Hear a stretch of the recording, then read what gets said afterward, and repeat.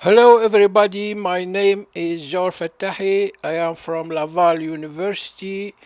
I am very pleased to be among you today to give my presentation on the analysis of cryptographic protocols in the theory of witness functions.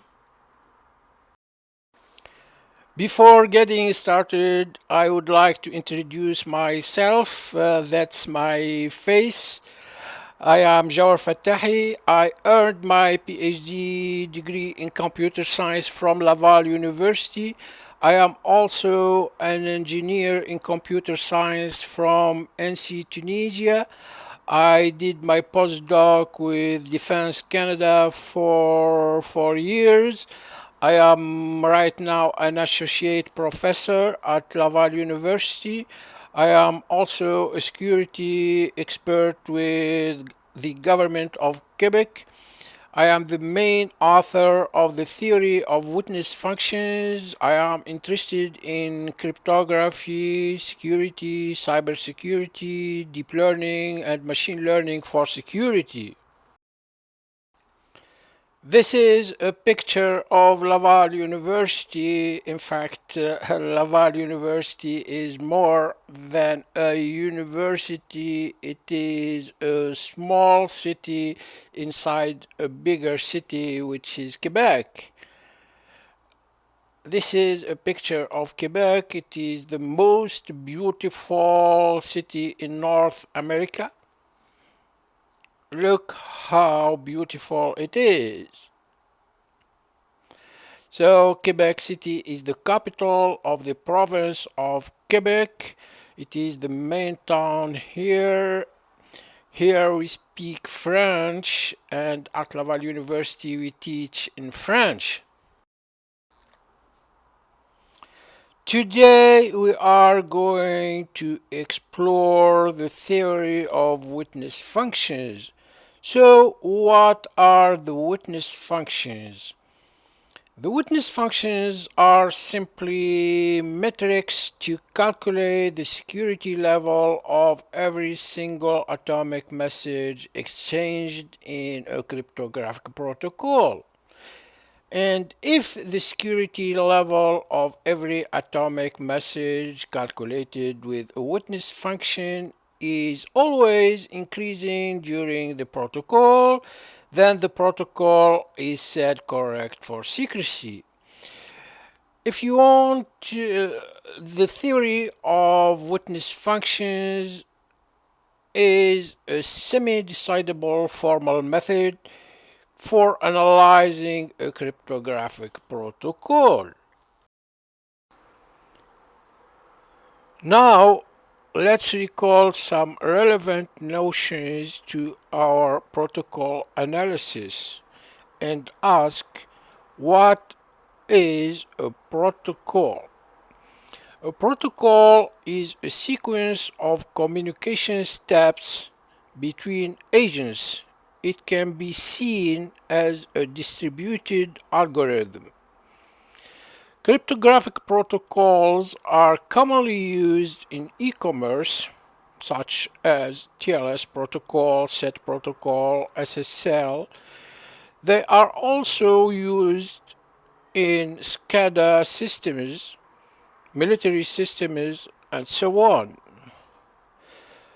A protocol respects some formal rules. It operates in a hostile environment like internet. We use cryptography in cryptographic protocols.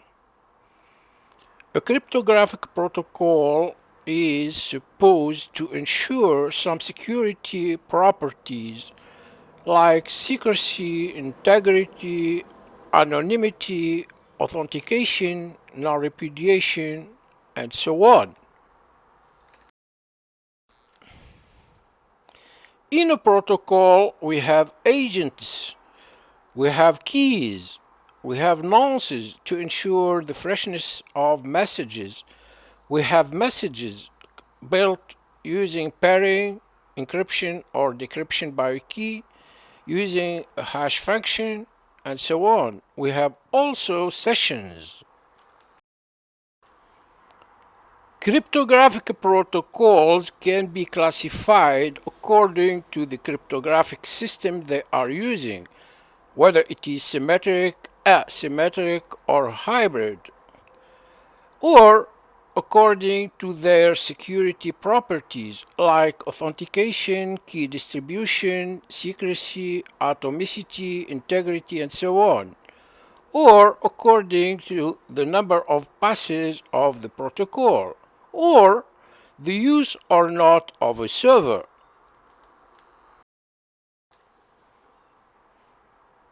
The use of cryptography can bring a lot of good things, like mechanisms to hide or clear data, mechanisms for integrity like hash functions, mechanisms to non-repudiation like signature, mechanisms for authentication like signature certificates, and so on. However, cryptography cannot solve everything. For example, it does not ensure that a protocol is correct with respect to the property of security that the protocol is supposed to ensure.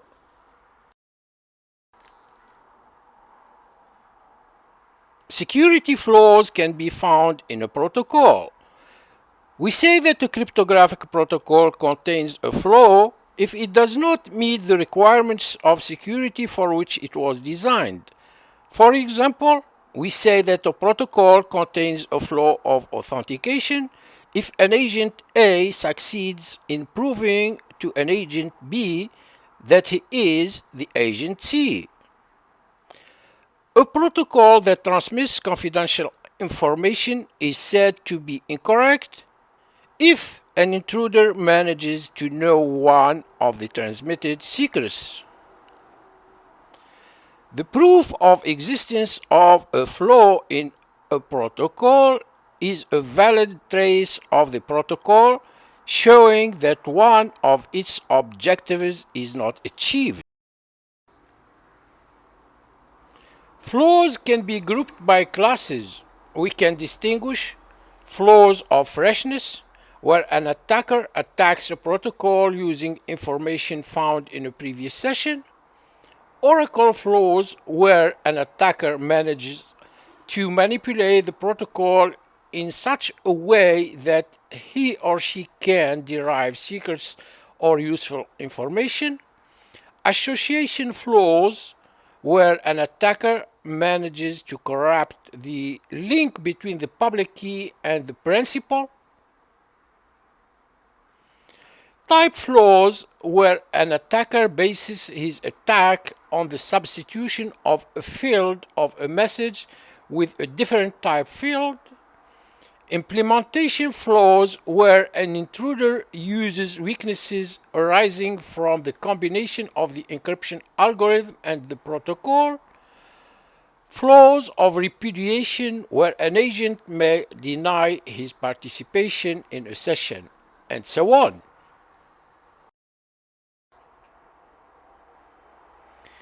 Here is one version of the Nizam-Schroeder protocol. As we can see it, an intruder using messages retrieved in previous sessions manages to usurp the identity of a legal principal A. This is a flaw of freshness. Look at this protocol. It uses the XOR operation with a key to encrypt a message M. An attacker, using the algebraic properties of the XOR operation to deduce the secret M. This is an implementation flaw.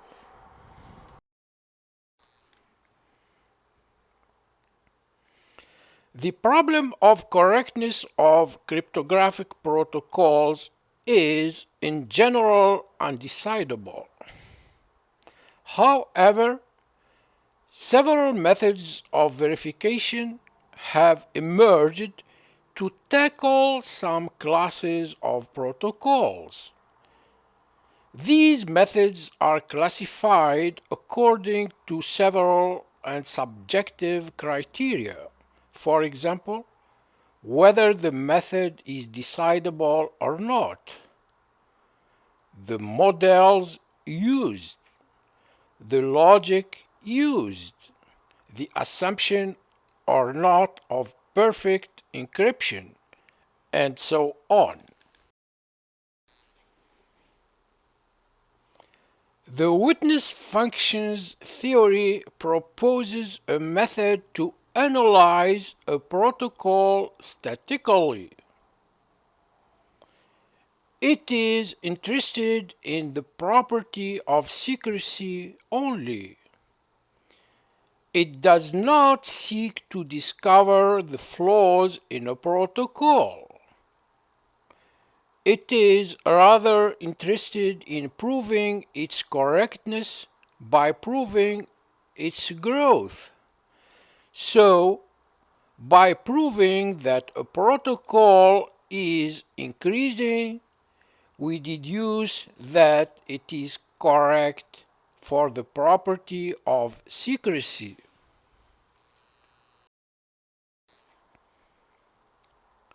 The master idea behind the method of witness functions is as follows. As the protocol does not decrease the level of security of all its components between reception and sending, then it keeps its secrets. So, we need to formally validate this intuition.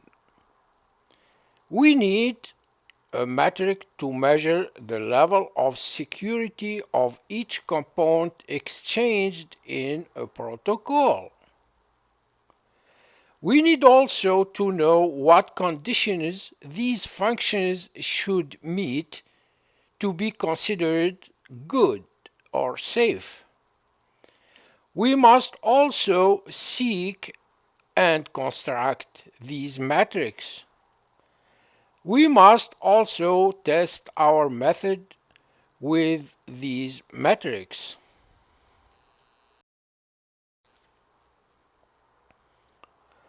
A protocol analysis with witness functions takes place in a role-based specification. A role-based specification is an abstraction of the protocol where the emphasis is put on a special principle, and all the unknown messages for this principle are replaced with variables. We always assume that the regular principal messages are intercepted by an intruder.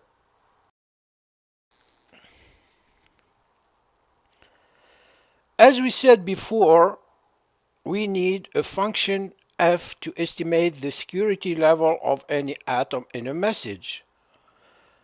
Let's define a stable by intrusion function f as follows. Whenever we deduce a message m from a set of messages m, the security level calculated by f in the inferred message m is always superior than the value of security of alpha in the set of messages evaluated by f, or the knowledge of the intruder are already superior than the initial value of security of alpha. Let's now define a well-formed function f. It is defined as follows. F of alpha in alpha is the bottom. That means that when alpha is sent clearly with no encryption, its value of security is the bottom in the lattice. f of alpha in the union of two sets of messages is the value of alpha in the first set calculated by f union in the lattice of the value of security of alpha in the second set evaluated by f. F of alpha in M is top when alpha does not appear in the atoms in the message M. Let's define a C-safe function f as follows. It is both stable by intrusion and well formed. Let's now define an F increasing protocol.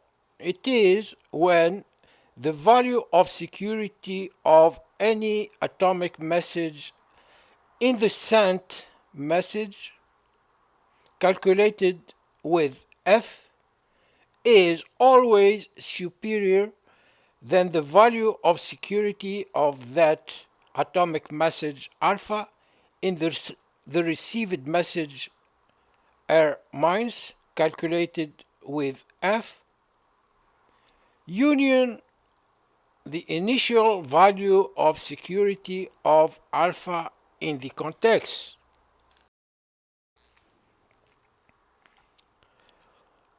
Now let's declare the fundamental theorem of increasing protocols. It says the following. P is correct with respect to the secrecy property provided that F is a safe verification function and P is F increasing. The sketch of the proof is as follows.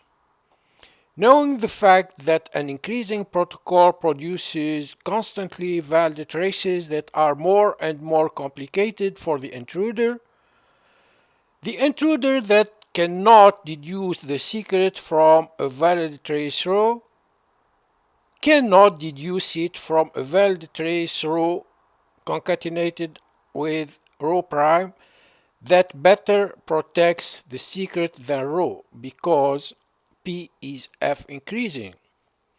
And we launch the proof by induction on the size of the trace.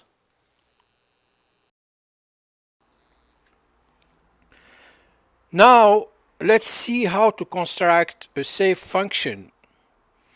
First, we define a selection that selects items behind a protective key.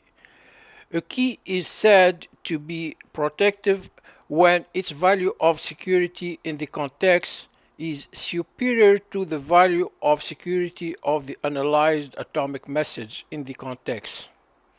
Then we define a morphism psi that keeps the sense of inequality in the lattice. That means if M1 is part of a set of messages M2, psi applied to M1 is superior to psi applied to M2. The simplest morphism we choose is as follows. It renders the identity as is if the selected item is an identity, and it renders the value of security in the context of the key if we select the protective key. Then we apply psi to S to have the function we are looking for. We prove that F built like that is safe. Let's see this over an example. Let's have an atomic message alpha having this value of security in the context. Let's have a message like that. The protective key here is the reversed form of the encryption key, and let's give it a value of security in the context like that. We define three selections: SEK-EK, SEK-N, SEK-MAX. SEK-EK selects just the reverse form of the encryption key. SEK-N selects the neighbors of alpha in the message behind the protective key, here ACD. S-MAX select both the neighbors and the reversed form of the protective key. Then we apply psi to the selection, and we have the values rendered by F.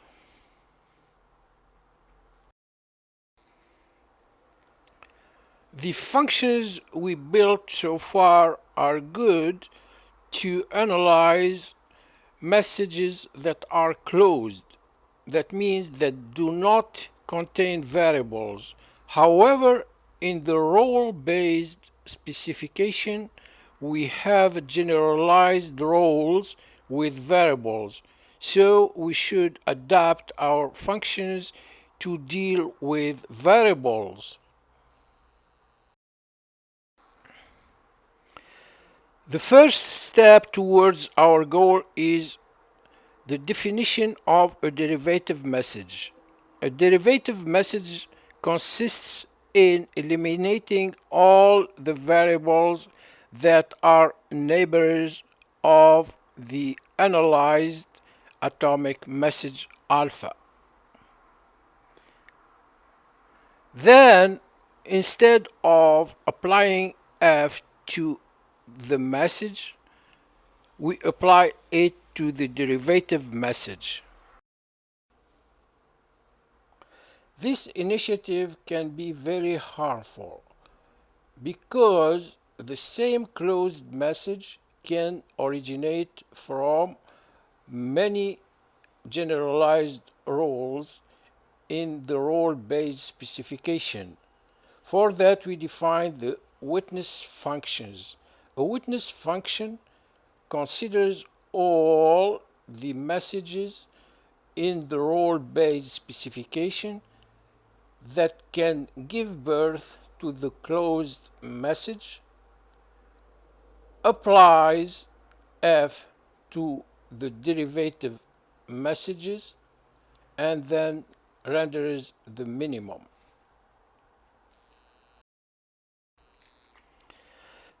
The only problem with a witness function is this substitution, this sigma, which is known at runtime only. For that, we define two bounds of a witness function that are totally independent of sigma.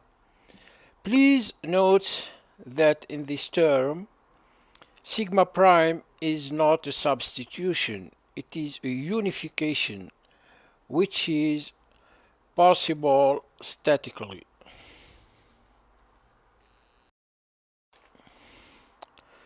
Now we can enunciate the theorem of analysis of protocols with witness functions, which is in fact the fundamental theorem of increasing protocols using the upper bound and the lower bound of a witness function. As we can see it, there is no substitution in this criteria given in this theorem, which allows us to statically analyze any protocol.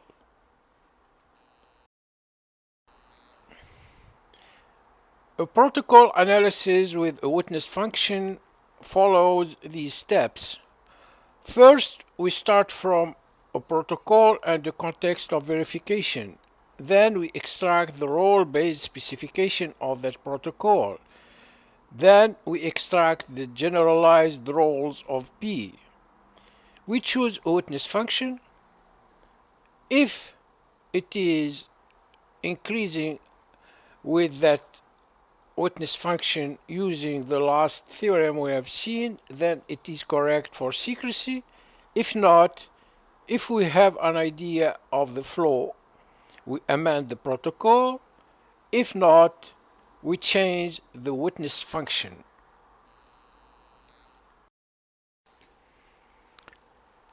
The witness functions have been very successful in practice. They have been able to detect a lot of flaws in many protocols. I will scroll down a number of publications that illustrate this success.